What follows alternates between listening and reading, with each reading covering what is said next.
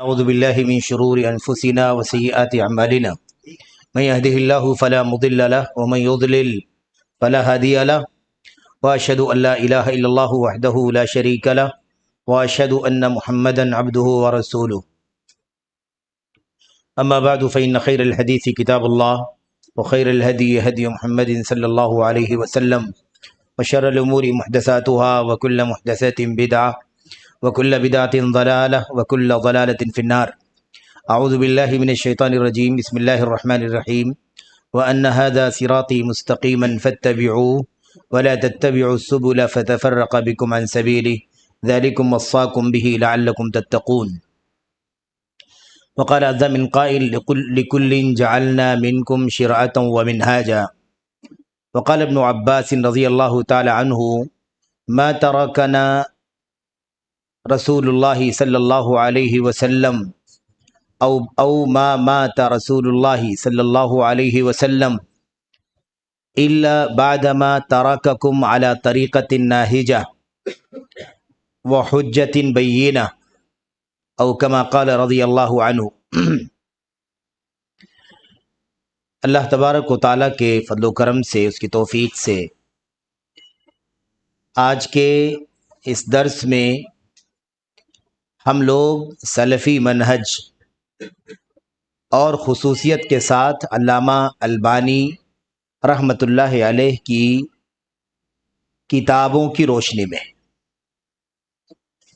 یہ سوال آتا ہوگا ذہن میں بہت سارے احباب کے، بھائیوں کے، کہ سلفی منہج ہمیں پڑھنا ہے تو شیخ البانی رحمۃ اللہ علیہ کے یہاں کیوں؟ شیخ البانی رحمۃ اللہ علیہ کے حوالے کی کیا ضرورت ہے، یا اس کتاب کا انتخاب کیوں کیا گیا ہے؟ اصل میں یہ کتاب ہے ہمارے سامنے، اور کتاب شیخ البانی رحمۃ اللہ علیہ نے لکھی نہیں ہے،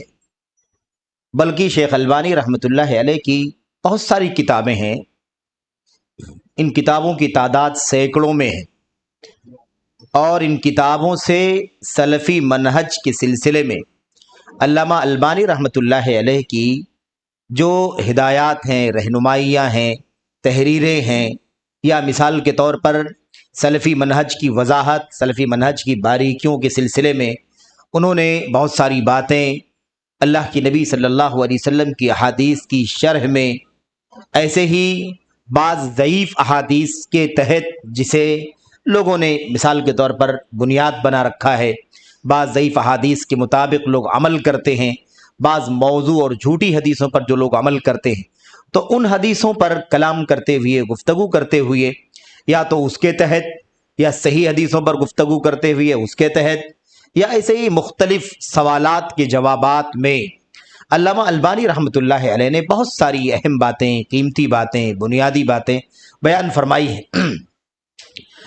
ایک کہہ سکتے ہیں ان کے شاگرد نے شیخ البانی رحمۃ اللہ علیہ کی کتابوں سے سلفی منہج سے متعلق علامہ البانی رحمۃ اللہ علیہ کے فرمودات، ان کے اقوال، ان کی ہدایات، ان کی رہنمائیاں، ان کی بہت ساری باتوں کو نکال کر کے اکٹھا کیا ہے، ایک کتاب میں اکٹھا کیا ہے، اور اس کتاب کا نام رکھا ہے المنہج السلفی عند شیخ ناصر الدین الالبانی. آپ لوگوں نے دیکھا بھی ہوگا جو اشتہار احباب نے نکالا ہے، اس میں اس کتاب کا سر ورق بھی موجود ہے، اس کا ٹائٹل، کور پیج بھی. اب سوال یہ پیدا ہوتا ہے کہ شیخ البانی رحمۃ اللہ علیہ کی اس کتاب کا انتخاب کیوں کیا گیا؟ سلف صالحین کا جو منہج، سلف امت کا جو راستہ ہے، وہ قرآن میں موجود ہے، سنت میں موجود ہے، اور سلف صالحین یعنی خود صحابہ کرام، تابعین کی زندگیاں ہمارے سامنے ہیں، تو کیوں نہ اسے سلفی منہج کے نام سے بیان کیا جاتا؟ شیخ البانی رحمۃ اللہ علیہ کا حوالہ دینے کی کیا ضرورت ہے؟ تو اس کا ایک بہت ہی زیادہ اہم جواب ہے، بنیادی جواب ہے، اور وہ جواب بھی ہمیں سمجھنے کی ضرورت ہے. شیخ البانی رحمۃ اللہ علیہ اس دور کے مجدد کہلاتے ہیں. اللہ تعالیٰ کی طرف سے یہ اس امت کو سعادت اور شرف حاصل ہے کہ اللہ تبارک و تعالیٰ نے، جیسا کہ اللہ کی نبی علیہ الصلوۃ والسلام نے فرمایا ہے، ان اللہ یبعث علی رأس کل مئۃ سنۃ من یجدد لها دینہا.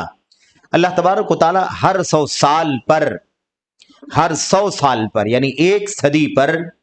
ایسے شخص کو پیدا کرے گا جو اس امت کے دین کی تجدید کرے گا. امت کا جو دین ہے، جو دین ملا ہے، قرآن، سنت، سلف کا طریقہ، اب بہت ساری ملاوٹیں، بہت ساری فسادات، عقیدے میں فساد، عبادات میں بگاڑ، عمل میں بگاڑ، معاملات میں انحراف، تو جو بہت کچھ دین کے اندر لوگ بگاڑ کا شکار ہو جاتے ہیں، اس بگاڑ سے امت کو آزاد کرے گا.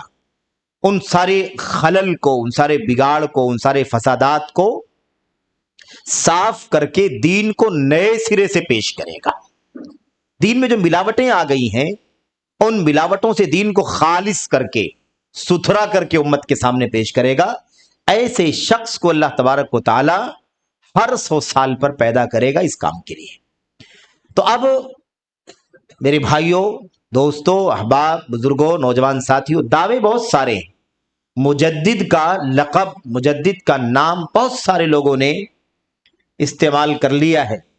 لیکن آپ سمجھیں کہ اگر مجدد کے نام کے ساتھ بھی، مجدد کے اس منصب کے ساتھ بھی اگر کھلواڑ کر لیا جائے تو نہیں سمجھ میں آتا کہ دین کی تجدید کیسے ہوگی. ایک تو دین کا بگاڑ کرنے والے بہت سارے لوگ ہیں، علماء سو، جو دین کو بگاڑتے ہیں، امت کو مس گائیڈ کرتے ہیں، غلط رہنمائی کرتے ہیں. اس غلط رہنمائی اور مس گائیڈ کی وجہ سے جو امت میں انحرافات آ جاتے ہیں، جو فسادات اور بگاڑ آ جاتے ہیں، عقیدے، عبادات، معاملات، اخلاق، سیاست، کردار اور لین دین، ہر طرح غرض زندگی کے ہر پہلو پر جو فساد اور بگاڑ آ گیا ہے،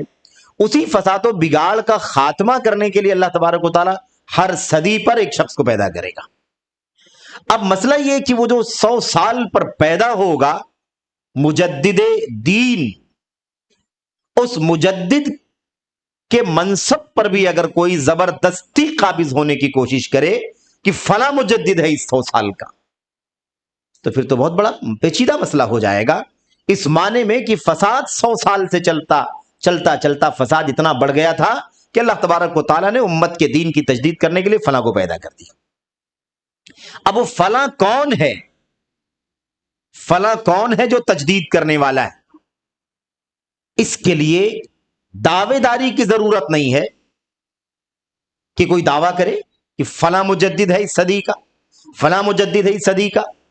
یا کسی کے نام کے ساتھ مجدد جوڑ دے، مثال کے طور پر نام کے ساتھ جوڑ دے مجدد، امت کے مجدد، اور اس کے بعد اس کو باور کرایا جائے، اس کو منوایا جائے کہ فلاں شخص مجدد ہے. تو یہ بھی غاصبانہ قبضے سے کم نہیں ہوگا، اور وہ بھی دین کے سلسلے میں، عقیدے کے سلسلے میں، منہج کے سلسلے میں. کیونکہ مجدد جو ہوگا بہت واضح ہے کہ دین کے فساد کو دور کرے گا. دین میں جو فساد در آیا ہے، جو انحراف گھس گیا ہے، داخل ہو گیا ہے، اس سے خالص دین کو، کھرے دین کو پاک کر کے، صاف کر کے امت کے سامنے پیش کرے گا. غلط عقائد کو کنارے کرے گا، شرکیات کو، بدعات کو، خرافات کو، بدعمالیوں کو، حرام کو، اس طرح سے ہر طرح کی انحرافات سے اللہ تبارک و تعالیٰ کے دین کو پاک کر کے اسے نئے شکل میں، جیسے نیا کوئی چیز آئے، بعد میں دھیرے دھیرے دھیرے دھیرے اس کے اندر بہت ساری چیزیں، ملاوٹیں آ جائیں، تو ان ملاوٹوں سے خالی کر کے نئے سرے سے اللہ تبارک و تعالیٰ کے دین کو امت کے سامنے پیش کرے گا. تو اب اس کی پہچان اس کی دعوت سے ہوگی، اس کے مشن سے ہوگی، اس کے قلم سے ہوگی، اس کی زبان سے ہوگی، اس کی خدمات سے ہوگی، اس کی قربانیوں سے ہوگی. کسی کے دعوے سے کوئی مجدد نہیں ہو جائے گا. مجدد کا کارنامہ اس کے عمل سے، اس کے کردار سے، اس کی زبان سے، اس کی دعوت سے ہوگا. کون ہے جو توحید کو خالص کرنے والا ہے اپنی زبان سے، اپنی قلم سے؟ کون ہے جو سنت کو خالص کرنے والا ہے، توحید کو خالص کرنے والا، بدعت، شرک سے، کفر سے، نفاق سے؟ سنت کو خالص کرنے والا ہے بدعات سے، خرافات سے، نفس پرستی سے، شخصیت پرستی سے، قومیت پرستی سے، اندھی تقلید سے. ان تمام چیزوں سے کس نے سنت کو پاک کرنے کا کام کیا ہے؟ اپنی زبان سے، اپنی قلم سے، اپنی تحریروں سے، اپنی تقریروں سے، اپنی کتابوں سے، اپنی تحقیقات سے، اپنی تخریجات سے، اپنے فتووں سے، اپنے سوال و جواب کی مجلسوں سے. کس نے یہ کارنامہ انجام دیا ہے؟ یہ ایسی چیز نہیں ہے جس میں کسی کے رائے کی یا کسی کے گھسپیٹ کی کوئی گنجائش ہو، ایک زندہ چیز ہوگی توحید خالص کس کے لیے کس نے قربانیاں پیش کی، سنت صحیحہ کے لیے کس نے قربانیاں پیش کی. یہ سب سے بڑا ثبوت ہوگا، سب سے بڑی گواہی ہوگی فیصلہ کرنے کے لیے کہ دین کا مجدد کون ہے. اور یہ فیصلہ کرنے والا کون ہوگا؟ یہ فیصلہ کرنے والے وہ ہوں گے جن کا امت میں لسان و صدق، سچی زبان جن کی ہوگی، یعنی امت کے کبار علماء جن کے یہاں علم کی گہرائی ہے، جن کے پاس بصیرت ہے، جو خود امت کی رہنمائی کے لیے سب سے زیادہ مخلص ہیں، سب سے زیادہ جذبہ قربانی کا رکھتے ہیں، جو سب سے زیادہ امت کے حالات پر نظر رکھتے ہیں، دنیا کے حالات پر نظر رکھتے ہیں، عقائد کا فساد، عبادات کے مسائل، سنت کا انحراف، منہج کا فساد و بگاڑ، اعمال اور سلوک کا انحراف، ایسے ہی سیاست میں، حکم اور نظام میں، ایسے ہی حلال و حرام میں، شریعت کے مسائل میں، حتیٰ کہ آداب اور اخلاق کے مسائل میں، اٹھنے بیٹھنے چلنے پھرنے کے مسائل میں، کہاں کہاں کیسے کیسے امت کی رہنمائی کرنی چاہیے، اس کا مشن جن لوگوں نے سنبھال رکھا ہے، جن علماء نے، وہ علماء فیصلہ کریں گے کہ اس امت کا مجتہد، اس امت کا مجدد کون ہے، اس 100 سال میں کون ہے جو اس کارنامے کو انجام دے رہا ہے. اللہ کا وعدہ سچا ہے، اس میں کوئی شک نہیں ہے کہ اللہ تبارک و تعالیٰ ہر 100 سال پر ایسے شخص کو پیدا کرے گا. اب میں زیادہ بات شیخ البانی رحمۃ اللہ علیہ کی زندگی کے بارے میں بھی نہیں کرنا چاہتا ہوں، اور نہ میں اس میں زیادہ وقت لگانا چاہتا ہوں، کیونکہ شیخ البانی رحمۃ اللہ علیہ کوئی ایسی شخصیت نہیں ہے گمنام جن کے بارے میں جاننے کی ضرورت ہو. ٹھیک ہے، بضبط بیٹھ کر کے کسی نے بہت تفصیل سے ہے نا ان کی زندگی کو 100 200 500 صفحے کی کتاب میں رکھ کر کے نہیں پڑھا ہوگا، لیکن دنیا کا کون سا فرد ہے، کون سا مسلمان ہے، خاص طور پر توحید و سنت سے نسبت رکھنے والا کون سا عالم دین ہے، طالب علم ہے یا عام مسلمان ہے جو علامہ البانی رحمۃ اللہ علیہ کی شخصیت کو، ان کی خدمات حدیث کو، جو 60 سالہ دور پر مشتمل ہے، 60 سال تک خدمت حدیث جنہوں نے پیش کی، اور لیلا نہار، پوری دن پورا رات، پوری رات پورا دن مسلسل بغیر تھکے ہوئے، ساری آزمائشیں، ساری قربانیاں، سارے مسائل اور مخالفتیں، جیل کی سلاخیں، سب کچھ کے باوجود بھی 60 سال تک مسلسل حدیث رسول صلی اللہ علیہ وسلم کی خدمت کرتے رہے، تجدید کرتے رہے، تخریج کرتے رہے، تحقیق کرتے رہے، مسائل پر مختلف کتابوں کی تخریج کر کے صحیح ضعیف کو الگ کیا. کتب ستہ میں سے صحیح بخاری، صحیح مسلم کا تو کوئی مسئلہ نہیں ہے، لیکن سنن اربعہ، ابو داؤد، نسائی، ترمذی، ابن ماجہ، جو صحاح ستہ کہتے ہیں لوگ، جبکہ صحاح ستہ کہنا درست نہیں ہے، کتب ستہ کہنا چاہیے، یا دواوین ستہ، یعنی حدیث کی 6 بڑی کتابیں، ان میں سے 4 سنن کی کتابیں ہیں، ابو داؤد، نسائی، ترمذی، ابن ماجہ، یعنی سنن ابو داؤد، سنن ترمذی یا جامع ترمذی، سنن نسائی، سنن ابن ماجہ، یہ 4 کتابیں، ان کتابوں کے اندر صحیح حدیثیں بھی ہیں، ضعیف حدیثیں بھی ہیں، اور مدت سے یہ کتابیں موجود ہیں، اور اہل علم اس سلسلے میں تحقیق کر کے بتا کر کے علماء طلبہ کو سکھا کر کے سمجھا کر کے آگے بڑھتے تھے. لیکن علامہ البانی رحمۃ اللہ علیہ نے ایک عظیم الشان کارنامہ انجام دیا، اور یہ تجدید کی مثال ہے، تجدید کے حوالے سے ایک اشارہ ہے کہ کس طرح سے علامہ البانی رحمۃ اللہ نے تجدید کا کام کیا ہے. تو ان 4 حدیث کی جو کتابیں ہیں سنن اربعہ، ان 4 کتابوں کی تحقیق کر کے، تخریج کر کے، اس کے رجال پر گفتگو کر کے،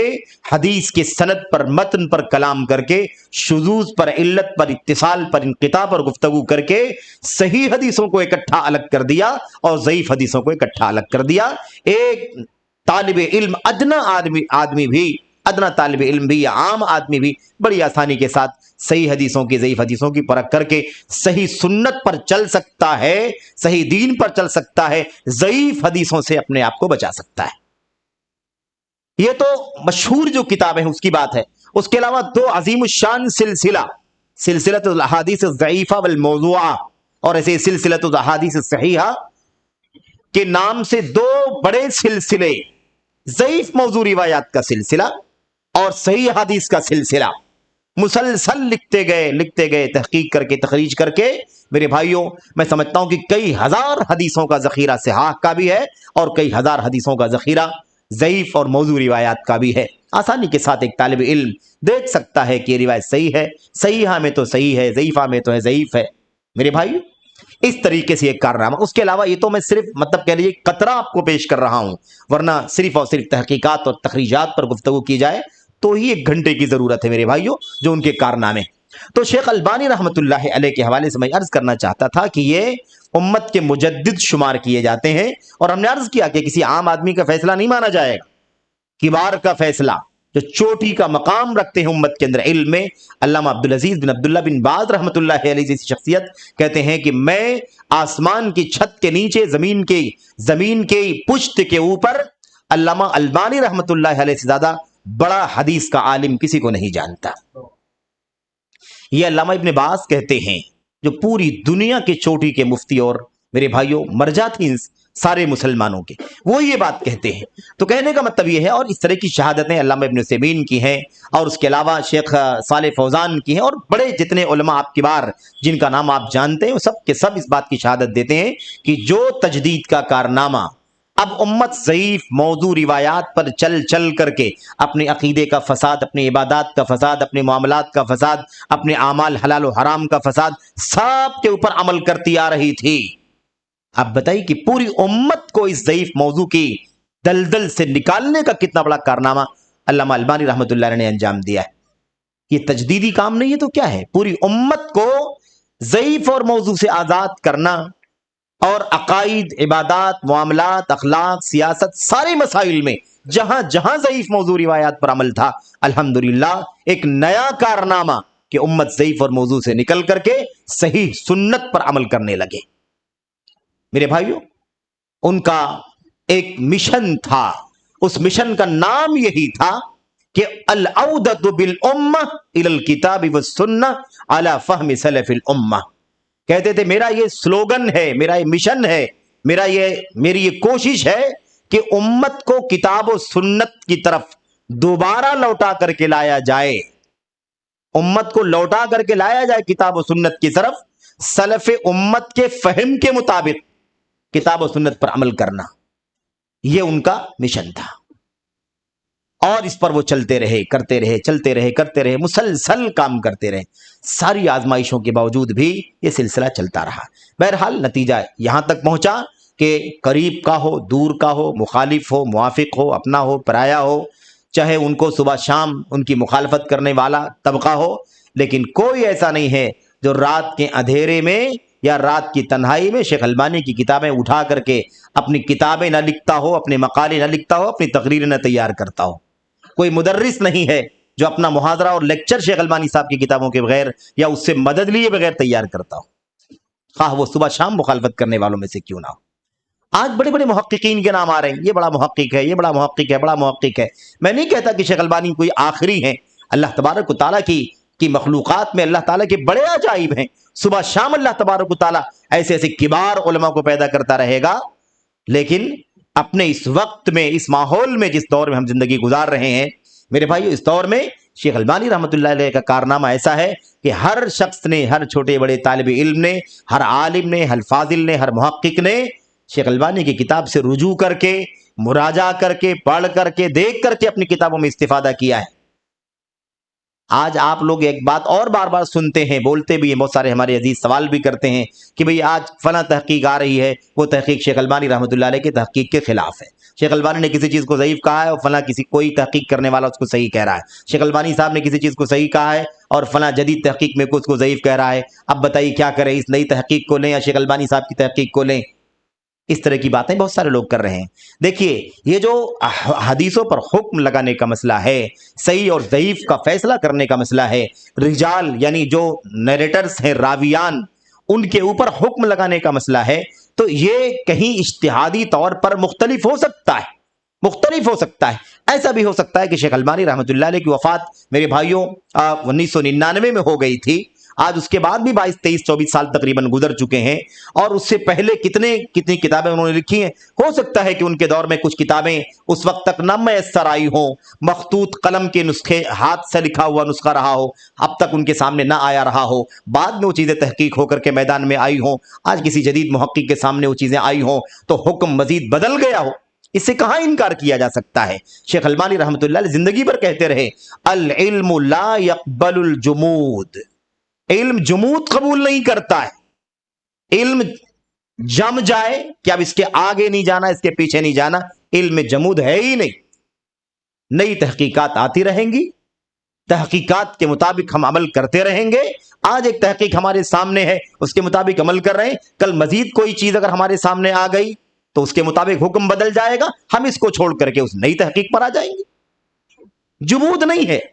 تو تقلید کی طرح سے، مقلدین کی طرح، متعصبین کی طرح، یا جو جامد نظریے کے ہوتے ہیں کہ نہیں بس جو ہم کرتے ہوئے آ رہے ہیں باپ دادا کے زمانے سے، اس کے سوا کچھ نہیں کر سکتے، یہ طریقہ علم کا طریقہ نہیں ہے۔ علم جو ہے وہ جمود قبول نہیں کرتا ہے۔ جب جب ہم کو نئی معلومات ملے گی، نئی تحقیق ہمیں ملے گی، ہم پہلی تحقیق کو چھوڑ کر کے نئی تحقیق پر آ جائیں گے۔ اس میں کوئی عیب کی بات نہیں، اس میں کوئی عیب کی بات نہیں۔ اسی لیے یہ مطلب تو نہیں ہے کہ شیخ البانی کوئی آخری ہے۔ شیخ البانی رحمۃ اللہ علیہ اس دور کے مجددین میں سے، اللہ تبارک و تعالی ہر صدی پر پیدا کرنے کا وعدہ فرماتا ہے، ہر صدی پر لوگ پیدا ہوں گے، ایک سے زائد لوگ بھی ایک صدی میں ہو سکتے ہیں، اس سے بھی انکار نہیں ہے۔ لیکن کہنے کا مطلب یہ ہے کہ شیخ البانی رحمۃ اللہ علیہ کا جو یہاں پر نام یا ان کی کتاب کا حوالہ دے کر کے ہم سلفی منہج پڑھنے جا رہے ہیں، اس کی وجہ یہ ہے کہ جو راستہ دین اور شریعت کا، جو راستہ منہج، ابھی آ رہی ہے بات، سب آئے گی، شاید آج تو نہیں آ پائے گی، آج کے بعد والے درس میں آئے گی انشاءاللہ تبارک و تعالیٰ، کہ منہج کیا ہے، سلف کیا ہے، سلفی کیا ہے، سلفیت کیا ہے، وہ ساری باتیں آئیں گی انشاءاللہ تبارک و تعالیٰ۔ تو یہ بات کہ سلفی منہج یعنی وہ راستہ جو صحابہ کا راستہ ہے، اللہ کے نبی کا اور آپ کے صحابہ کا راستہ ہے، اور صحابہ ہی کے راستے پر تابعین تبع تابعین ہیں، لیکن ہم کبھی صحابہ کا راستہ کہتے ہیں اس لیے کہتے ہیں کہ اصل تو جڑ تو وہی ہے۔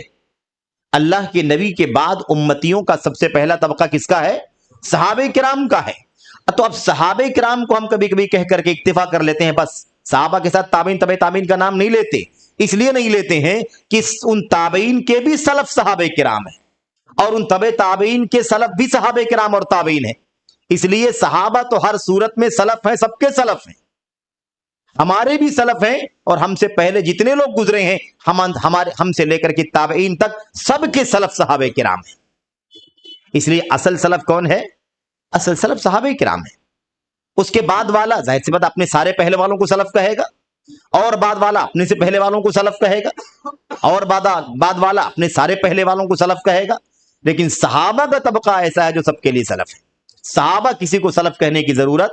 نہیں، صحابہ اللہ کے نبی کے سبق میں، اللہ کے نبی کے سامنے مجلس میں بیٹھنے والے لوگ ہیں، تو پھر ان کا تو مقابلہ ہی نہیں کیا جا سکتا، ان کی بات کا کیا کہنا، تو ان کا مقام سب سے الگ ہے، اسی لیے ان کے مقام کا کوئی مقابلہ نہیں کر سکتا۔ تو البانی صاحب کا نام اس لیے ہم لے رہے ہیں، یا اس کتاب کا انتخاب اس لیے کر لیا گیا ہے کیونکہ یہ وہ شخصیت ہے جس نے راستہ بالکل ایک ایک سنت سے، ایک ایک حدیث سے، صحیح حدیث کی تحقیق ہو جانے کے بعد، ضعیف حدیث کی تحقیق کے بعد، الگ تھلگ کر دیے جانے کے بعد، صحیح سنت کے مطابق جو راستہ نکلتا ہے، اس راستے کو انہوں نے سب سے قریب سے دیکھا، اس دور میں اتنا قریب سے کسی نے نہیں دیکھا ہے۔ اس لیے شیخ البانی رحمۃ اللہ علیہ کا نام لیا جا رہا ہے، یہ وجہ ہے۔ تعصب والا نظریہ اپنے یہاں نہیں ہے۔ شیخ البانی کی بات کر رہے ہیں، اس کا مطلب یہ نہیں کہ شیخ البانی صاحب کے مقلد ہیں ہم، بالکل نہیں، کسی کے مقلد نہیں ہیں۔ شیخ البانی رحمۃ اللہ علیہ ہمیں سنت کے ذریعے سے جو باتیں بتلا رہے ہیں اس کے مطابق ہم عمل کریں گے، کیونکہ وہ سنت ہے، سنت کی بنیاد پر عمل کریں گے ہم۔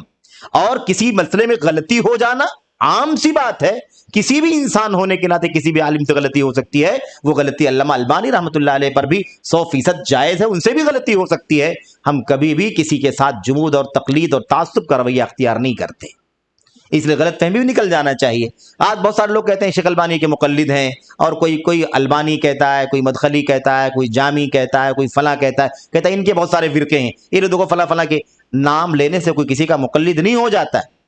مقلد تقلید ایک نظریہ ہے، بغیر دلیل کے ہر کسی کی بات کو ماننا،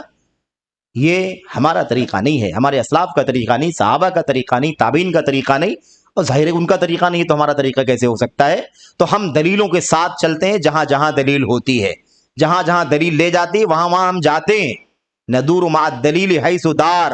ہم دلیل کے ساتھ چلتے ہیں جہاں بھی دلیل چلتی ہے۔ تو یہ ہمارا طریقہ ہے، یہ ہمارا اصول ہے۔ کسی مسئلے میں اگر شیخ البانی سے غلطی ہوئی ہے تو بلا شبہ ہم اللہ تبارک و تعالیٰ سے ان کے لیے مغفرت کی دعا کرتے ہیں اور اللہ تبارک و تعالیٰ سے ان کے رفع درجات کے لیے دعا کرتے ہیں اور ان کی قربانیاں، ان کی کوششیں، ان کی خدمات اللہ تبارک و تعالیٰ قبول فرمائے، ہم اس سے فائدہ اٹھاتے ہیں۔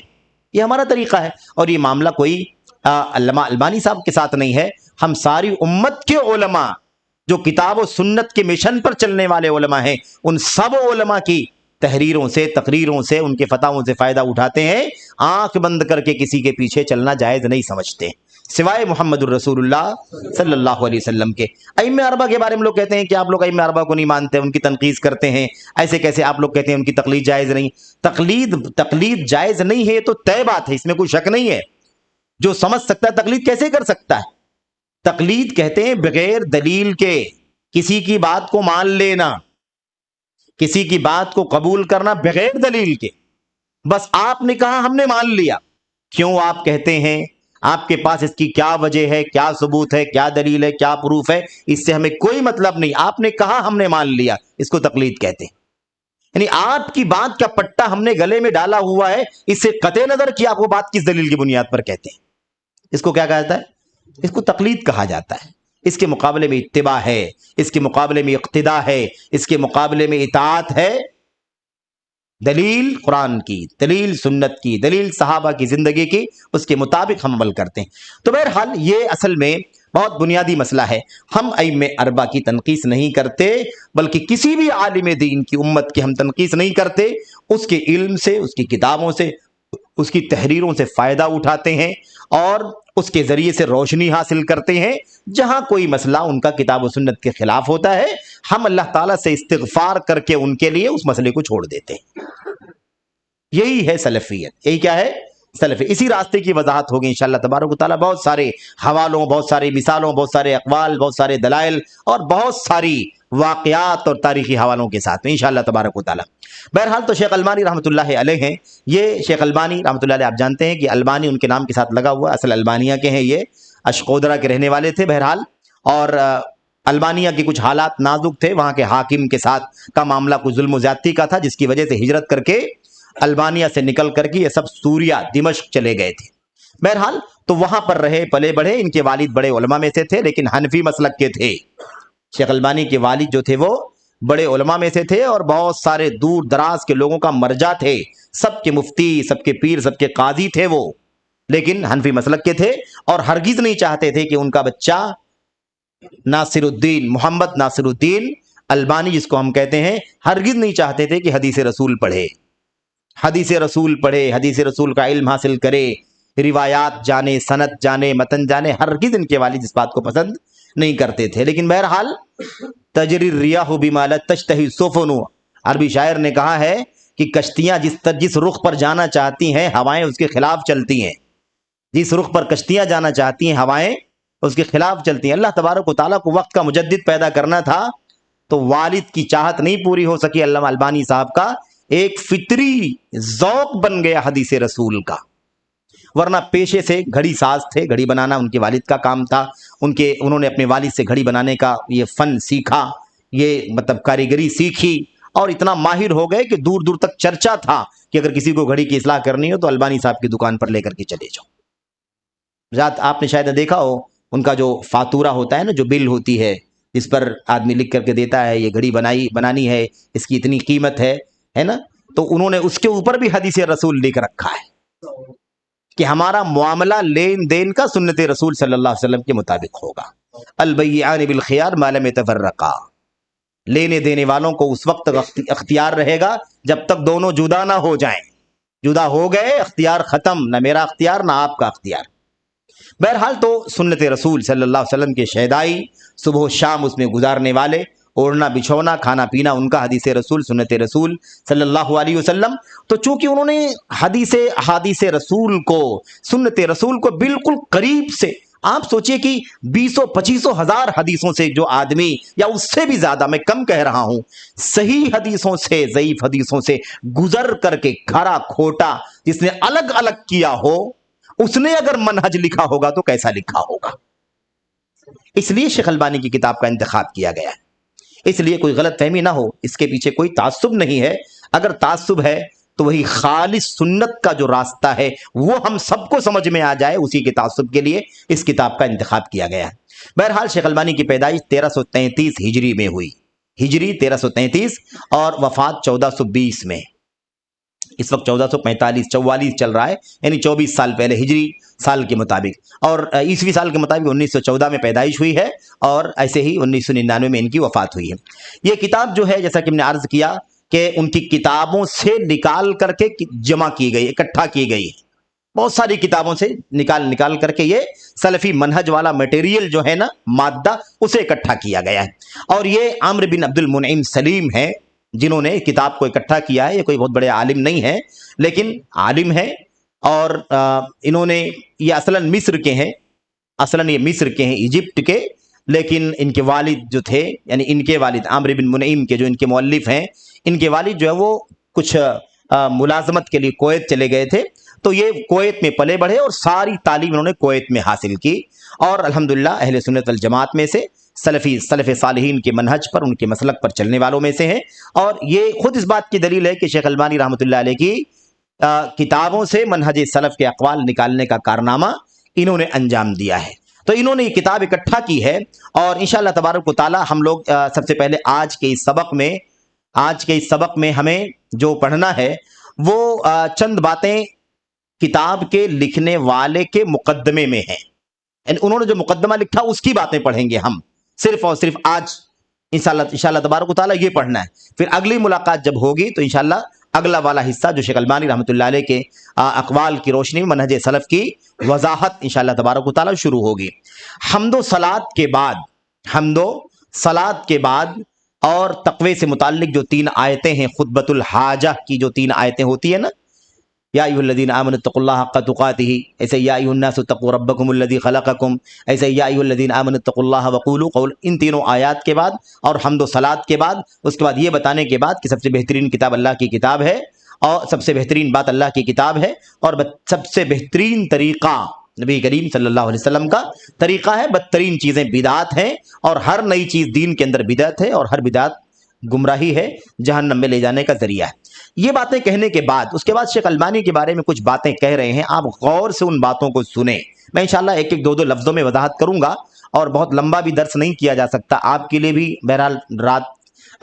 لمبی ہو رہی ہے، تو وہ بھی ایک مجبوری ہے اور ہمارے لیے مجبوری ہے، اور اکثر ساتھی دور دراز سے بھی آئے ہوئے ہیں، ان کے پہنچنے کا بھی مسئلہ ہے، اس لیے انشاءاللہ وقت پر ہی یہ گفتگو مکمل کر لی جائے گی۔ دیکھیں، کہتے ہیں کہ شیخ امام علامہ محدث العصر، یعنی اپنے زمانے کے محدث، جس صدی میں وہ رہے، جس زمانے میں وہ رہے، اس زمانے کے محدث اور حافظ کہلاتے تھے۔ حافظ دو ہوتا ہے نا، ایک تو حافظ قرآن کو ہم سب لوگ جانتے ہیں، لیکن حافظ الحدیث ہم کم جانتے ہیں۔ حافظ قرآن الحمدللہ ہم سمجھتے ہیں کہ بہت سارے قرآن کریم کے حفاظ، انہوں نے قرآن کریم کو اپنے سینے میں الحمدللہ ازبر کیا ہوا ہے، اور وہ پڑھتے ہیں، برجستہ سناتے ہیں ہمیں، خاص طور پر تراویح میں اور اس کے علاوہ بھی۔ لیکن حافظ حدیث کون ہوتا ہے؟ ایک ہوتا ہے محدث۔ اچھا، علماء نے یہ بھی لکھا ہے کہ محدث کسے کہتے ہیں، جسے کتنی ہزار حدیثیں یاد ہوں۔ حافظ حدیث کسے کہتے ہیں، جتنی اور زیادہ حدیث، کئی لاکھ حدیثیں یاد ہوں مثال کے طور پر۔ یا ایسے ہی ایک تیسرا درجہ بھی بعض علماء نے لکھا ہے، یہ محدث ہے، اور ایک حافظ الحدیث ہے، اور ایک درجہ کہتے ہیں حاکم الحدیث۔ اس لیے امام حاکم جو ہے نا، ابن البیع، ان کے بارے میں بھی کہا جاتا ہے کہ ان کو اس لیے بھی حاکم کہا جاتا ہے کہ انہیں ان حافظ حدیث سے بھی زیادہ تعداد میں حدیثیں یاد تھی۔ بہرحال تو انہیں حافظ الحدیث۔ اب آپ بتائیے کہ ایک شخص کا صبح و شام کا 60 سال تک، 7 سال نہیں، 60 سال تک جس کا اوڑھنا بچھونا صبح و شام حدیث رسول ہو، 300 جلدیں لکھنے والا امام، 300 جلدیں، اور کیسٹیں جو ان کے دروس کی ہیں نا، علمی دروس کی، مناظروں کی، اور منہج سے متعلق بہت زیادہ دقیق سوالات اور جوابات کی، وہ تقریباً 7000 کیسٹیں، وہ جو کیسٹیں ہوتی تھی نا اس میں ٹیپ ریکارڈ میں آواز والی، صرف وہ تقریباً 7000 کیسٹیں، اور الحمدللہ اسے بڑی محنت کے ساتھ لوگ اسے سن کر کے اسے تفریق کر کے اسے الحمدللہ تحریر میں لا رہے ہیں، اور رفتہ رفتہ وہ کتابیں وہ چیزیں تحقیق کے ساتھ اور صاف ستھرے پرنٹ کے ساتھ الحمدللہ چھپ کر کے وہ باہر میدان میں آ رہی ہیں. کتابیں انشاءاللہ دھیرے دھیرے لائبریریوں میں آ جائیں گی اور پھر لوگ سب اس سے ان تمام چیزوں سے استفادہ کریں گے. تو وقت کے محدث اور حافظ الحدیث، نہ جانے کتنے ہزار حدیثیں زبان پر ان کو یاد تھیں. ضعیف کا پتہ، صحیح کا پتہ، منکر کا پتہ، موضوع کا پتہ، شاذ کا، منقطع کا، معلل کا، مقطوع کا، ایک بہت طویل ذخیرہ حدیث رسول صلی اللہ علیہ وسلم کا. اچھا، بقیت السلف کیا لکھا ہے؟ بقیت السلف یعنی سلف کا جو نمونہ ہے نا، اس کا ایک نمونہ تھے شیخ البانی رحمۃ اللہ علیہ، جس کی صبح و شام حدیث رسول میں گزرتی ہو، ایک ایک ادا، ایک ایک کام وہ حدیث رسول کی چھاؤں میں بیٹھ کر کے کرتا ہو. ظاہر سی بات ہے کہ وہ کون ہے؟ وہ بقیت السلف ہے. کہتے ہیں کہ علامہ البانی رحمۃ اللہ علیہ اس دور میں، عصر حاضر میں، سلفی دعوت کے ائمہ میں سے ایک تھے. سلفی دعوت کے اماموں میں سے ایک امام تھے. چوٹی کے امام میں جو سلفی دعوت کا مشن جن لوگوں نے اپنے کاندھوں پر اٹھایا ہوا ہے، ان میں سے چوٹی کے امام تھے. اور ساتھ ہی ساتھ کیا کہتے ہیں، اور جن لوگوں نے تقلید کو پھینکا، یعنی تقلید کا معارضہ کیا ہے، تقلید کا بائیکاٹ کیا ہے. تقلید کا بائیکاٹ کرنے والوں میں سے، تقلید کو کے بائیکاٹ کی دعوت دینے والوں میں سے جو پہلی صف کے لوگ جو تھے نا، ان میں سے ایک ہے شیخ البانی رحمۃ اللہ علیہ. تو آپ ان لوگوں میں سے ہیں جنہوں نے خالص سنت پر امت عمل کرے، کسی امت ہی کے پیچھے آنکھ بند کر کے نہ چلے، اس کی دعوت دینے والے تھے وہ، اور تقلید کی مذمت کرنے والے، تقلید کا بائیکاٹ کرنے والے تھے. والتزام الدلیل، اور دلیل کو لازم پکڑنے والے. اس لیے کتنے مسائل میں شیخ البانی رحمۃ اللہ علیہ نے، اور اس دور کے، اپنے دور کے بہت سارے علماء کے مسائل میں ان سے معارضہ کیا ہے، کیونکہ سنت اس کے خلاف ہے جس پر لوگوں کا عمل چل رہا ہے. تو یہ ان کا طریقہ تھا کہ تقلید سے، تقلید کا بائیکاٹ، دلیل کی پابندی، اور کیا کرنا ہے، سلفی دعوت کو اپنا مشن بنانا. اس کے وہ چوٹی کے اماموں میں سے تھے. ایسے ہی سنت رسول صلی اللہ علیہ وسلم کے بہت ٹھوس دفاع کرنے والوں میں سے تھے. انکار حدیث کے جراثیم ہے کہ نہیں؟ اور جو لوگ بھی پڑھیں گے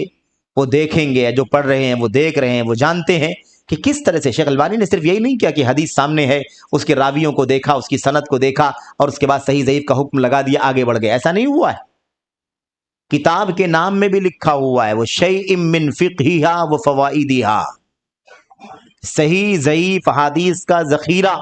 صحیح کا ذخیرہ، ضعیف اور موضوعات کا ذخیرہ، یہ الگ اور یہ الگ. صحیح حدیثیں، اس کے کچھ فوائد اور فقہ کا ساتھ ساتھ میں تذکرہ موجود ہے. ضعیف روایتیں، موضوع روایتوں کو الگ تھلگ کیا تو اس کے تحت بھی بہت ساری مفید باتیں نقل کی، بتایا اس حدیث پر کون عمل کر رہا ہے، اس کے پیچھے کون چل رہا ہے، اس حدیث کی وجہ سے کون سی گمراہی امت کے اندر پیدا ہوئی ہے، یہ صحیح حدیث چھوڑا امت نے تو چھوڑنے کی وجہ سے کیا امت سے ضائع ہو گیا. بہت ساری گفتگو، یعنی فقہ جس کو کہتا ہے نا، گہرا علم، اس سے بھری ہوئی ہیں شیخ البانی رحمۃ اللہ علیہ کی کتابیں. تو بہرحال تو انہوں نے بہت زیادہ سنت کا دفاع بھی کیا ہے،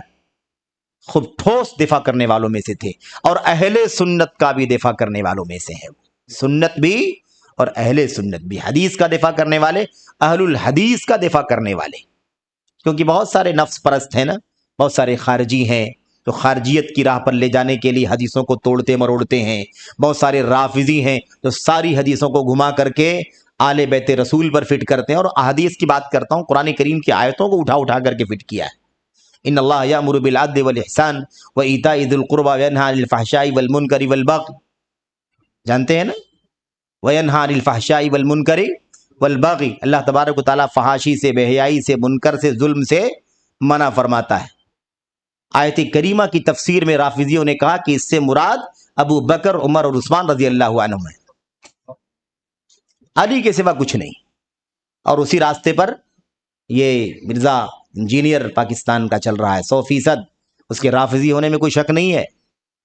ہاں، آپ اس کی ویڈیو اٹھا کر کے دیکھتے ہی ہیں، لوگ جانتے ہیں، لیکن افسوس یہ ہے کہ اس کو رد اور نقد کی نگاہ سے دیکھیں، تب جا کر کے بات بنے گی نا. ہضم کرنے کے لیے نہیں سننا چاہیے، لیکن اب دیکھا جا رہا ہے کہ لوگ ہضم کرنے کے لیے سنتے ہیں بلکہ اس کا دفاع کرتے ہیں۔ وہ آدمی کہتا ہے ابوبکر صدیق رضی اللہ تعالیٰ عنہ گستاخ تھے نبی کریم صلی اللہ علیہ وسلم، اور کہتا ہے کیسے گستاخ تھے؟ بات دوسری طرف چلی جاتی ہے، اصل میں منہج کی باتیں جب ہوتی ہیں تو گفتگو دوسری طرف چلی جاتی ہے۔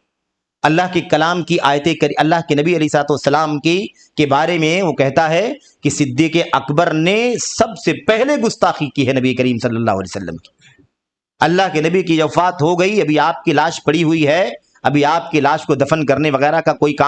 کاروائی نہیں ہو رہی ہے، اس سے پہلے کھڑے ہو کر کے صدیق اکبر نے پہلی بات کیا کہی؟ ایھا الناس من کان منکم یعبد محمدا فإن محمدا قد مات ومن کان یعبد اللہ فإن اللہ حی لا یموت۔ تم میں سے جو محمد کی عبادت کرتا رہا ہو، پرستش کرتا رہا ہو، وہ جان لے کہ محمد صلی اللہ علیہ وسلم کی موت ہو چکی ہے، اور جو اللہ تبارک و تعالیٰ کی عبادت کرتا ہے وہ جان لے کہ اللہ تعالیٰ حی لا یموت، ہمیشہ سے زندہ ہے، ہمیشہ زندہ رہے گا، اسے موت آنے والی نہیں ہے۔ کہا یہ دیکھو کیسے یہ بات کہہ رہے ہیں صدیق کہتے ہیں جو اللہ کے نبی جو محمد کی عبادت کرتا ہو، تو کیا نعوذ باللہ محمد صلی اللہ علیہ وسلم اپنی عبادت کرواتے تھے؟ یہ صدیق اکبر الزام لگاتا ہے نبی کریم صلی اللہ علیہ وسلم کے اوپر، گستاخی کرتا ہے۔ میرے بھائیوں، سوال یہ پیدا ہوتا ہے 1444 سال ہو گیا نا ہجرت کے بعد کا، نبی کریم صلی اللہ علیہ وسلم کی وفات 10 سال کے بعد تو ہوئی تھی، 10 سال 11 سال کے بعد وفات ہوئی کہ نہیں ہوئی؟ یہ اس میں سے 11 سال نکال تو 1430 سال گزر گئے۔ امت کے کس عالم نے کہا ہے کہ صدیق اکبر کی یہ بات نبی کریم صلی اللہ علیہ وسلم کی گستاخی میں ہے؟ صحابہ میں سے کسی نے کہا، کسی نے سمجھا اس کا معنی کہ صدیق اکبر گستاخی کر رہے؟ عمر بن خطاب نے سمجھا، عثمان نے، علی نے، عشرہ مبشرہ نے، ازواج مطہرات نے، خلفائے راشدین کے علاوہ بعد کے دور دیگر صحابہ، تابعین، تبع تابعین، ائمہ، مجتہدین، آج تک کسی نے کہا ہے کہ یہ بات ابوبکر صدیق کی نبی کریم صلی اللہ علیہ وسلم کی گستاخی میں ہے؟ کسی نے نہیں کہا، لیکن یہ ظالم کہتا ہے کہ ابوبکر صدیق نے گستاخی کی نبی کریم صلی اللہ علیہ وسلم کی، جس کے بارے میں اللہ کے نبی کہتے تھے کہ مجھ پر اگر سب سے زیادہ کسی کا احسان ہے امت میں تو ابوبکر صدیق رضی اللہ تعالیٰ عنہ کا ہے، میں سب کا حق ادا کر لے جاؤں گا، صدیق اکبر کا حق ادا نہیں کر پاؤں گا۔ اور اس کے بارے میں یہ کہتا ہے کہ گستاخی۔ یہ زبان کس کی زبان ہو سکتی ہے؟ یہ رافضیوں کی زبان ہے۔ صدیق اکبر کی خلاف زبان کھولنے والا رافضی ہو سکتا ہے، یا تو جاہل ہو سکتا ہے، یا تو پاگل ہو سکتا ہے، اور یا تو دشمن اسلام ہو سکتا ہے، ورنہ چوتھا کوئی طبقہ نہیں ہے جو صدیق اکبر کے خلاف زبان درازی کرتا ہو۔ بہرحال میرے بھائیوں، تو سنت اور اہل سنت کا دفاع بھی کرنے والے تھے علامہ البانی رحمۃ اللہ علیہ۔ ایسے ہی جن لوگوں نے سلف صالحین کے عقیدے کی طرف دعوت دی ہے، ان دعوت دینے والوں میں جو شریک تھے ان میں اہم ترین کردار ادا کرنے والی شخصیت علامہ البانی کی ہے۔ یعنی جو الحمدللہ علماء کی ایک ٹیم ہے جو سلف صالحین کے عقیدے کو اپناؤ، سلف کا عقیدہ اختیار کرو، سلف کا عقیدہ اختیار کرو، اللہ کے نبی علیہ الصلوۃ والسلام کے صحابہ کا عقیدہ، تابعین کا عقیدہ، تبع تابعین کا عقیدہ، ائمہ محدثین کا عقیدہ اپناؤ، یہ جن لوگوں نے دعوت دی ہے اس میں میرے بھائیوں علامہ البانی رحمۃ اللہ علیہ کا بھی بہت بڑا دخل ہے، چاہے عقیدے کا تعلق الوہیت سے ہو یا ربوبیت سے ہو یا اسماء و صفات سے ہو یا غیب کے مسائل ثابت کرنے سے متعلق ہو یا آخرت کے مسائل سے متعلق چیزیں ہو، جو بھی مسائل ہوں، عقیدہ سلف امت کا لیا جائے، اس کی دعوت دینے والوں میں سر فہرست علامہ البانی رحمۃ اللہ علیہ بھی رہے۔ یہ ہے میرے بھائیوں۔ اب کہتے ہیں کہ اگر کوئی کہنے والا کہے کہ سچ مچ اس زمانے کے مجدد ہے علامہ البانی رحمۃ اللہ علیہ، تو اس دعوے میں اور اس بات کے کہنے میں وہ جھوٹا نہیں ہوگا، سچا ہوگا کہ شیخ البانی کو وقت کا مجدد کہتا ہے۔ میرے بھائیوں، اس کے علاوہ کہتے ہیں کہ یہ تو ہو گئی بات مشن کی، دعوت کی، علم اور تعلیم اور دعوت کی۔ کہتے ہیں ان کے یہاں خاص بات یہ بھی تھی کہ حد درجہ گہرا علم ان کے پاس تھا، دانائی، ذہانت بہت زیادہ تھی، ایسے ہی دین پسندی بہت زیادہ تھی، سنت پر بہت پختگی سے عمل کرنے کا جذبہ تھا، سلف کے آثار کو مضبوطی سے پکڑ کر کے چلنے والے تھے، ایسے شریعت کے علم کا گہرا درک تھا، تبحر جس کو کہتے ہیں، یعنی سمندر جیسی گہرائی تھی علوم شریعت کے اندر۔ ایسے ہی وقت اور دنیا کے حالات کا تجربہ بھی بہت گہرا تھا۔ شیخ البانی کی کتابیں پڑھنے والے بہت اچھی طرح سے اس بات کو جانتے ہیں کہ شیخ البانی نے جو باتیں لکھی ہیں وہ ایسے نہیں ہوا ہوائی میں لکھ دی ہیں، ایک بہت گہری نظر ہے پوری دنیا کے حالات پر کہاں کہاں کون کون سے فرقے ہیں، کس کس کا کیا عقیدہ ہے، کون کیا کہتا ہے، کون کیا لکھتا ہے۔ کوئی حدیث کی تخریج کرتے ہیں تو تخریج کے تحت دسیوں کتابوں میں جن لوگوں نے غلط لکھا ہے اس پر نقد بھی کرتے ہیں۔ یہ شیخ البانی کا کارنامہ ہے۔ کن کن لوگوں نے کہاں کہاں انحراف کا ثبوت دیا ہے، کن کن لوگ، کون کون لوگ بہک گئے ہیں، ایسے لوگوں کا حوالہ بھی دیتے ہیں، ذکر بھی کرتے ہیں۔ بہرحال تو کہتے ہیں کہ ایسے ہی دعوت اللہ کے اندر حکمت بھی بہت زیادہ ان کے یہاں تھی، اور یہ ایسی چیز ہے، ایسی خوبیاں ہیں جس کے اقرار کرنے والے موافقین سے پہلے مخالفین ہیں۔ اپنے والے تو اس کا اقرار کرتے ہی ہیں، مخالفین بھی اس کا اقراف کرتے ہیں۔ کہتے ہیں یقیناً، اللہ تبارک و تعالیٰ کی قسم کھا کر کے کہتے ہیں یہ مصنف، کہتے ہیں یقیناً اس میں کوئی شک نہیں ہے کہ شیخ البانی رحمۃ اللہ علیہ کی موت خاص طور پر طلب علم کے لیے، عمومی طور پر سارے مسلمانوں کے لیے، خصوصی طور پر طلب علم کے لیے، علماء کے لیے، اور عمومی طور پر سارے مسلمانوں کے لیے شیخ البانی رحمۃ اللہ علیہ کی موت کیا تھی؟ ایک بہت بڑی مصیبت تھی، بہت بڑا خلا تھا۔ اور جب وفات ہوئی ہے تو وفات ہونے کے وقت ایسا محسوس ہوا کہ ایک بہت بڑا سرمایہ امت کا چلا گیا، بہت بڑا مرجع چلا گیا۔ اب حدیث رسول کی اتنی بڑی خدمت کرنے والا اس وقت اتنی جلدی میں ہمیں کون ملے گا؟ اس طرح کی حالت بن گئی تھی۔ لیکن میرے بھائیوں، ہم اس میں شک نہیں ہے کہ اللہ تبارک و تعالیٰ کا فیصلہ اٹل ہے اور وقت پر سب کو جانا ہے، اس میں کوئی شک نہیں ہے۔ تو اپنے وقت پر شیخ البانی رحمۃ اللہ علیہ دنیا سے چلے گئے۔ کہتے ہیں کہ ہم شیخ البانی کی زندگی جو کچھ بھی ہے وہ تو اب دنیا سے جا چکے ہیں، لیکن شیخ البانی رحمۃ اللہ علیہ نے اپنی مصنفات کا جو بہت بڑا ذخیرہ چھوڑا ہے، اپنی کتابوں کا جو بہت بڑا ذخیرہ چھوڑا ہے، ان کتابوں کے ذریعے سے ایسے ہی جو باتیں انہوں نے لوگوں کے بیچ میں عام کی ہیں، یعنی اپنی تقریریں، اپنے خطابات، اپنے جمعوں کے خطبے، یا اپنے دروس، اپنے فتاوے، اپنے مسائل کے جوابات، یہ تمام چیزیں جو چھوڑ کر کے گئے ہیں، ایسے ہی جو 60 سالہ مدت میں بیٹھ کر کے انہوں نے طلبہ کو، شاگردان کو پڑھایا ہے، اور ہزاروں کی تعداد میں علماء طلبہ بن کر کے تیار ہوئے ہیں، یہ ہمارے لیے سب سے بڑا سرمایہ ہے۔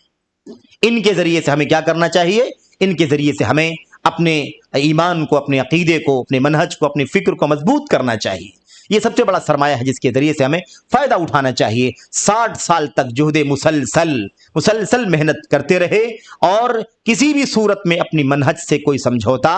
نہیں کیا، اور مسلسل کام بھی کرتے رہے، زبان سے بولتے بھی رہے، قلم سے لکھتے بھی رہے، اور ساتھ ہی ساتھ امت کے لوگوں کو اس کی دعوت بھی دیتے رہے۔ یہی وہ منہج ہے جو سلف صالحین کا منہج ہے، سب سے ٹھوس منہج ہے، سب سے ستھرا منہج ہے، اور یہی صحابہ کا، تابعین کا، تبع تابعین کا طریقہ رہا ہے، اور اسی پر انشاءاللہ تبارک و تعالی قیامت تک اس امت کا ایک طبقہ قائم رہے گا، اسے کسی بھی صورت میں دنیا کی طاقتیں اس سے برگشتہ نہیں کر پائیں گی، اسے دور نہیں کر پائیں گی، اسے نفرت نہیں دلا پائیں گی، اسے کسی بھی صورت میں میرے بھائیوں کوئی ہٹا نہیں سکے گا، ٹال نہیں سکے گا۔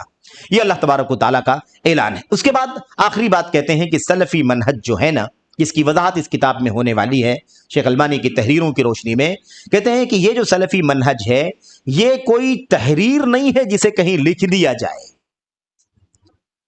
کوئی تحریر نہیں ہے کہ جسے کسی پیپر میں، کسی کتاب میں لکھ دیا جائے اور لکھ کر کے بند کر کے وہ کتاب پڑھی رہے، کوئی لکھ کر کے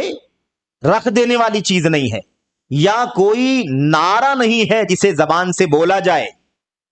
صرف زبانی دعووں کا نام نہیں ہے سلفیت، بلکہ کیا کہتے ہیں بلکہ یہ سلفیت ایک راستہ ہے جس پر چلا جانا چاہیے،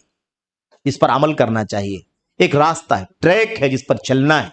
ایسے ہی کہتے ہیں ایک عقیدہ ہے جسے لازم پکڑنا ہے، جسے مضبوطی کے ساتھ تھامنا ہے، اور ایک طریقہ ہے، ایک راہ ہے جس راستے پر چل کر کے جنت تک پہنچنے کی رہنمائی حاصل کرنی ہے۔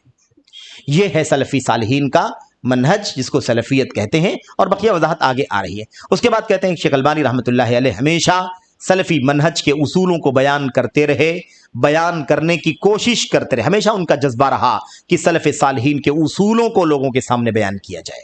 اصول بیان کرنے سے فائدہ کیا ہوتا ہے؟ اصول بیان کرنے سے فائدہ یہ ہوتا ہے کہ ہمیشہ بار بار کوئی بات نہیں بتانی پڑے گی۔ اصول معلوم ہے، ساری چیزوں کو پرکھ لو، ضابطہ معلوم ہے، قاعدہ معلوم ہے، پرنسپل معلوم، اسی پر چلتے رہو، مسائل حل کرتے رہو۔ ورنہ اگر اصول نہ بتائے جائیں تو جزوی مسائل کو الگ الگ بار بار صبح شام اور زندگی بھر بتانا پڑے گا۔ اصولوں کے ذریعے سے لوگوں کو رہنمائی مل جاتی ہے۔ تو کہتے ہیں کہ شیخ البانی رحمۃ اللہ علیہ نے اس سلفی منہج کے اصولوں کو بیان کرنے کی حد درجہ کوشش کی اور ہر موقع کو اس مقصد کے لیے استعمال کیا۔ کتابوں کا پلیٹ فارم استعمال کیا، تحقیقات کا، تخریجات کا، تالیفات کا، تصنیفات کا، ایسے ہی دروس کا، مناظروں کا، محاضروں کا، اور جامعہ اسلامیہ مدینہ منورہ میں بھی کئی سال انہوں نے پڑھایا ہے، وہاں پر بھی طلبہ کو پڑھاتے رہے۔ بلکہ جامعہ اسلامیہ مدینہ منورہ میں شیخ البانی رحمۃ اللہ علیہ کی کوششوں سے کلیت الحدیث شریف کا قیام عمل میں آیا۔ یہ کلیہ نہیں تھا، یہ فیکلٹی جامعہ اسلامیہ میں اس وقت نہیں تھی۔ شیخ البانی رحمۃ اللہ علیہ نے جو حدیث رسول پڑھنے پڑھانے کا طریقہ اس دور میں طلبہ کے سامنے، علماء کے سامنے، مدرسین کے سامنے جو طریقہ باقاعدہ حدیث رسول لکھی جائے، اس کے حرف لفظ کی شرح کی جائے، فقہ الحدیث بھی، اور اس کے بعد جو رجال ہیں، قال حدثنا فلان عن فلان قال حدثنا فلان، یہ جو راویوں کے نام ہیں، ان ایک ایک راوی پر رکا جائے، اس کا نام کیا ہے، اس کا شجر نسب کیا ہے، اس کا حافظہ کیسا تھا، اس کی عدالت کیسی تھی، اور اس کے بعد اگلے راوی تک پہنچا جائے، اس کے بعد تیسرا راوی، اگر یہ ثقہ بھی ہیں، قابل اعتبار بھی ہیں، حافظہ بھی درست ہے، تو معاملہ کچھ نہیں ہے، تو دیکھا جائے کہ دونوں ایک دوسرے کے شاگرد ہونے کے لائق ہیں کہ نہیں ہے۔ ایسا تو نہیں کہ ایک کی پیدائش ہوئی جب پہلے والے کی موت ہو چکی تھی، انقطاع تو نہیں ہے سند کے اندر، سند ہی متصل ہونی چاہیے۔ اس طرح سے جیسے سنت رسول صلی اللہ علیہ وسلم کو حضرات محدثین پڑھتے پڑھاتے تھے، اس نہج پر علامہ البانی رحمۃ اللہ علیہ نے پڑھنے پڑھانے کا طریقہ نئے سرے سے امت کے سامنے پیش کیا۔ اس کے بھی مجدد ہیں علامہ البانی رحمۃ اللہ علیہ۔ اس کے بعد حدیث رسول کے پڑھنے پڑھانے کا یہ ذوق پیدا ہوا۔ میرے بھائیوں، تو یہ صورتحال ہے۔ تو جس انداز سے شیخ البانی نے شروع کیا، اس میں کوئی شک نہیں کہ یہ طریقہ بالکل نیا طریقہ تھا۔ سرے نو طلبہ کو ایک ایک متن کے علاوہ سند کے ایک راوی سے گزارا جائے، اور اس کے بعد ایک روشنی میں آ کر کے ہم حدیث کے حکم کو سمجھیں، اور اس کے بعد حدیث کی فقہ اور اس کے مسائل کو سمجھیں۔ یہ طریقہ شیخ البانی رحمۃ اللہ، اور انہی کے فکرے سے شیخ البانی رحمۃ اللہ علیہ کے میرے جامعہ اسلامیہ مدینہ طیبہ کے اندر کلیت الحدیث شریف کا قیام عمل میں آیا۔ بہرحال تو یہ چیز ہے۔ اس کے بعد خیر یہ بات کہتے ہیں کہ ایسے ہی اپنی بہت ساری کتابوں میں بھی اور اپنے لیکچرز میں، اپنی تقریروں میں، اپنی فتاوے میں الحمدللہ اس مشن کو وہ عام کرتے رہے، پھیلاتے رہے۔ یہ ساری باتیں کہنے کے بعد آخر میں مصنف کہتے ہیں کہ میں نے اسی بنیاد پر، یہ جو ساری باتیں آپ نے سنی ہیں، کیسے اسی بنیاد پر میں نے اللہ تبارک و تعالیٰ سے مدد مانگی، اللہ سے استخارہ کیا کہ اس کتاب کے اندر شیخ البانی رحمۃ اللہ علیہ کے یہاں جو سلفی منہج ہے، ایک دم کھرا ستھرا نتھرا، ایک دم خالص، وہ شیخ البانی کی کتابوں کی روشنی میں، اور جن اصولوں کو انہوں نے سلفی منہج کے بیان فرمائے ہیں، ان اصولوں کو آپ کے سامنے اس کتاب میں اکٹھا کیا جائے ان کی تحریروں کے ذریعے سے، تاکہ اور یہ بھی پتہ چلے، موازنہ بھی ہو کہ جو ائمہ حدیث پہلے گزرے ہیں، علماء محدثین پہلے گزرے ہیں، ان کا منہج جو ہے، اور جو اہل سنت والجماعت کے علماء پہلے گزرے ہیں ان کا طریقہ، اور ایسے ہی شیخ البانی رحمۃ اللہ علیہ جو بیان کر رہے ہیں، یہ دونوں طریقہ کس طرح سے بالکل سیم،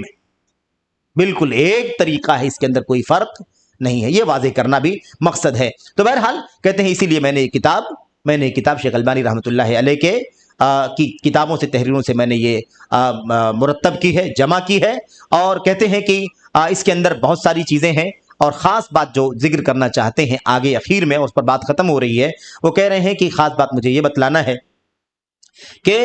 جو بھی اقوال فرمودات ہوں گے، کسی کے بھی اہل سنت والجماعت کے علماء میں سے کسی بھی عالم کے اقوال فرمودات نقل کیے جائیں گے، اس میں جمود کا مسئلہ نہیں ہوگا، تقلید کا مسئلہ، تعصب کا مسئلہ نہیں ہوگا کہ ہم فلاں کے قول کو پیش کر رہے ہیں تو چاہے وہ قول درست ہو یا درست نہ ہو، ہم اسے پکڑ کر کے بیٹھ جائیں، اسی پر ڈٹ جائیں، اس نظریے سے ہرگز نہیں، بلکہ سارے لوگوں کے اقوال، سب کے اقوال کتاب و سنت کی کسوٹی پر پیش کیے جائیں گے، جو کتاب و سنت کے مطابق ہوں گے اسے قبول کر لیا جائے گا، اور جو کتاب و سنت کے خلاف ہوں گے ان اقوال کا، ان باتوں کا مناقشہ کیا جائے گا۔ یہ طریقہ ہوگا، اور ان سب میں عدل کا طریقہ، انصاف کا طریقہ اختیار کیا جائے گا۔ اللہ تبارک و تعالیٰ فرماتا ہے یا ایھا الذین آمنوا کونوا قوامین شہداء للہ بالقسط ولا یجرمنکم شنآن قوم علی الا تعدلوا اعدلوا هو اقرب للتقوی، یعنی اللہ تبارک و تعالیٰ عدل و انصاف کا حکم دیتا ہے، تو عدل و انصاف کے ساتھ انشاءاللہ تبارک و تعالیٰ یہ باتیں آپ کے سامنے پیش کی جائیں گی۔ اس میں کوئی شک نہیں ہے کہ باطل طریقے سے، ناحق طریقے سے علماء کے خلاف، علماء کے بارے میں اختلاف کی بات کرنا یہ ظاہر سی بات ہے کہ یہ درست نہیں ہے. باطل طریقے سے اگر کوئی ناحق علماء کے خلاف اختلاف کھڑا کرتا ہے تو یہ انہی لوگوں کا طریقہ ہے جو اللہ تعالیٰ کے نبیوں کے زمانے میں ان کی امتیوں میں کچھ لوگ ہوا کرتے تھے جو باطل پرست رہا کرتے تھے, اور انہی کا طریقہ ہے جو آج بھی اس طرح کے لوگ چل رہے ہیں, اس پر عمل کر رہے ہیں. جبکہ علماء کا معاملہ کیا ہے کہ علماء انبیاء کی وارث ہیں. انہوں نے انبیاء علیہ الصلوۃ والسلام سے علم کی وراثت حاصل کی ہے, اس لیے اہل علم کا ادب احترام ان کی عزت کرنا واجب ہے, انہیں ان کا شایان نشان مقام دینا واجب ہے. البتہ اتنی بات طے ہے کہ عصمت کا عقیدہ کسی کے ساتھ نہیں رکھا جائے گا, معصومیت کا عقیدہ کسی کے ساتھ نہیں رکھا جائے گا. ادب احترام الگ چیز ہے, کسی کو معصوم سمجھ لینا یہ کیا ہے, الگ چیز ہے. معصوم صرف وہ ہے جسے اللہ نے معصوم بنایا ہے, ورنہ امت میں کوئی بھی معصوم نہیں ہے. یہ بات اپنی جگہ پر مسلم ہونا چاہیے. تو بہرحال یہ چند چیزیں ہیں. اس کے بعد کہتے ہیں کہ اہل علم سے محبت جو ہے نا, اہل سنت والجماعت سے محبت جو ہے یہ ایمان کی دلیل ہے. کہتے ہیں کہ اہل سنت والجماعت کی نشانیوں میں سے ایک نشانی یہ ہے کہ وہ اہل سنت سے محبت کرتے ہیں, علماء سنت سے محبت کرتے ہیں, سنت کے اولیاء سے محبت کرتے ہیں, اور سنت کے مددگاروں سے محبت کرتے ہیں. اس لیے ہم سنت کے علماء سے محبت کریں گے لیکن کسی کو معصوم ہونے کا عقیدہ نہیں رکھیں گے. تو یہ ان کے مقدمے کا خلاصہ ہے جو سرسری طور پر آپ کے سامنے پیش کیا گیا ہے. اب انشاءاللہ تبارک و تعالی اگلی جب ملاقات ہوگی تو باقاعدہ سلفیت کا معنی کیا ہے, سلفیت یا سلفی عربی زبان میں کسے کہتے ہیں, سلف امت کے اقوال میں کسے کہتے ہیں, شیخ البانی نے اس کے بارے میں کیا لکھا اپنی کتابوں کے اندر, کیا سمجھایا ہے, وہ ساری باتیں انشاءاللہ تبارک و تعالی آپ کے سامنے آئیں گی. انہی چند باتوں پر یہ آج کی اس سلسلے کی پہلی مجلس کا اختتام کیا جاتا ہے, اور اس میں جو باتیں کتاب اللہ کی ہیں, سنت کی ہیں, سلف امت کے منہج کی ہیں, وہ اللہ تبارک و تعالی کی طرف سے ہیں. اللہ تعالی ہم سب کو اس پر عمل کرنے کی توفیق عطا فرمائے. اور جو کوئی بات اگر غلط ہوئی ہے تو وہ شیطان کی جانب سے, میری جانب سے ہے. میں اللہ تبارک و تعالی سے توبہ کرتا ہوں, استغفار کرتا ہوں, اور اللہ سے دعا کرتا ہوں کہ اللہ تبارک و تعالی ہمیں حق سننے, حق پر عمل کرنے کی توفیق عطا فرمائے, غلط اور باطل سننے سے بچنے کی توفیق عطا فرمائے, اور اس سے دور رہنے کی توفیق بخشے. آمین رب العالمین. وصلی اللہ وسلم وبارک علی نبینا محمد وعلی آلہ وصحبہ اجمعین. السلام علیکم ورحمۃ اللہ وبرکاتہ.